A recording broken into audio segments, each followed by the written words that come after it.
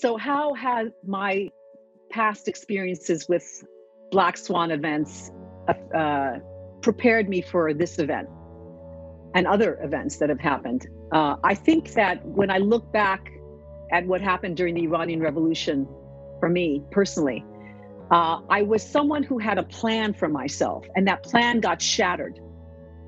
And I remember this wonderful line that a celebrated writer named Joseph Campbell, the American writer and mythologist, once said. He said, "We must be willing to let go of the life we planned so as to have the one that is waiting for us."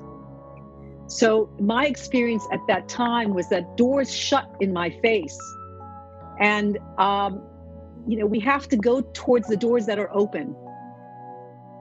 At the time, I felt like my life was over. I mean, there was a way in which it was like this love affair was done, and I didn't know what I was going to do with myself. I had for so many years had this plan, and I still stayed pre-med. I studied, I was preparing to go to medical school, but I really gave up the idea of medicine. I went into leadership studies. I went into economic development. I wanted to understand better why a society would implode like it did.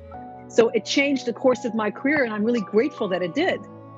I went into a very fascinating career as a result. But also, as the doors shut to Iran for me, the world became open to me. I mean, I fell in love with many countries, many peoples. I didn't have one place that I have to go back. I've got to do this for this people. It's like, of course I have a special place in my heart for Iran, as I do for India, actually. But my heart opened to the whole planet. It became one world for me. So as doors close, I mean, it's that cliche, as one door closes, another opens. You have to seek what's opening. What is the open space here for me? So I think that's what it prepared me. I became very resilient and willing to change my plans to see, okay, what is the larger plan? Where can I bring myself to the needs of the planet now in this way? So that's how I became very flexible, I think, flexible in my thinking.